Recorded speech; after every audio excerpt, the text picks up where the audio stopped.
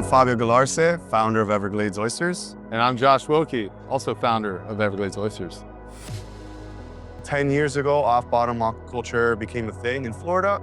And then obviously with lockdowns and all that, it kind of slowed the proliferation of the industry. Now you're gonna get the freshest tags, oysters that are coming straight from the water right to the fridge. The Everglades is an infinite source of nutrition for the oysters. The weather conditions are proving to be extremely favorable for the oysters. So we have Flip Farm. So it's a very, we call it a mechanized version of the aquaculture sort of off-bottom farming methods. And so we have essentially anchors that are drilled into the earth in the water, and then they're connected via this long string, like a really, really anchored system that allows you to string baskets along it.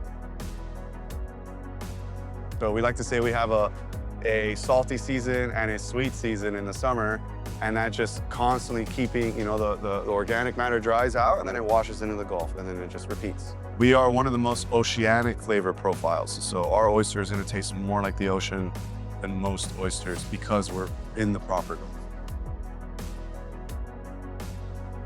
Just straight facts. Oysters are cold-blooded animals. They will not even filter cold water.